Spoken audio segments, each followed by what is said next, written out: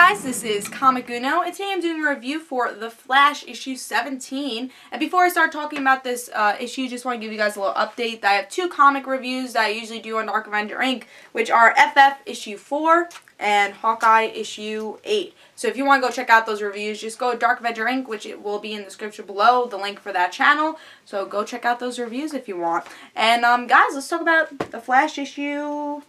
what is it now? 17. Wow. Let's talk about the cover.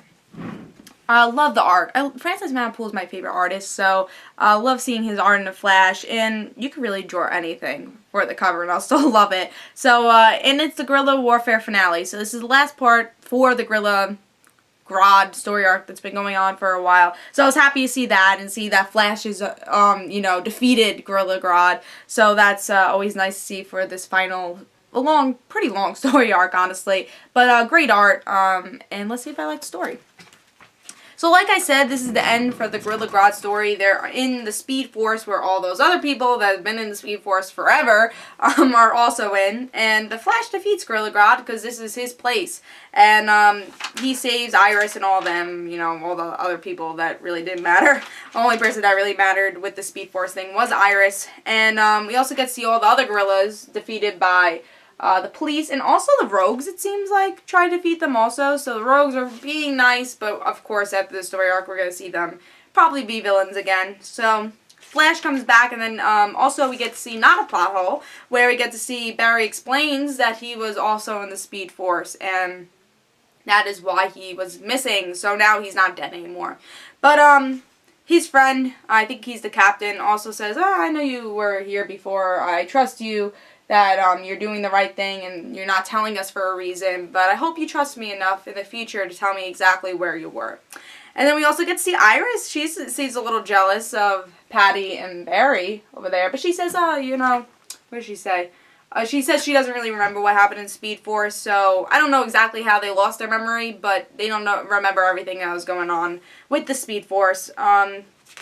Then Patty and Barry make a return, but then we have a big cliffhanger where we have the Reverse Flash, which I actually think is supposed to be Wally, I think, is the Reverse Flash, what I've been hearing at least. So the Reverse Flash is back in great art, and that's the next story arc. Should be really interesting, and really like that cliffhanger. But I knew that was coming, but at least it's here now. And again, I think it is Wally.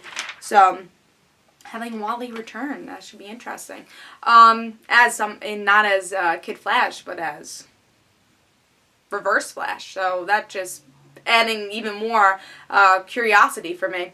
Really enjoyed this issue. I think it was a good wrap up for the Guerrilla Grodd story. I liked the Guerrilla Grodd story. I didn't know much about the Flash's villains, so the one thing I really like about this series is that we're learning about these villains like we've never heard of them, which New 52 really should do. And I think The Flash does a great job for new readers. And for me, I started getting into The Flash not with this series, but the series before that. But that didn't really explain that much about the villains, and it didn't really last that long because then the New 52 came. So I've been reading Flash for a while now, but now I'm starting to learn more about these villains and to see where they're placed in the New 52. So I think they did a really good job with Guerrilla Grodd and show how big of a villain he is. And I think he will be back because he was in the Time Force, and now he's stuck there, but I'm sure we'll see more Guerrilla Grodd in the future, and we won't be forgetting him. Maybe we'll forget about him. I don't think the writers will. I think Francis Manapool is the one who writes this, actually.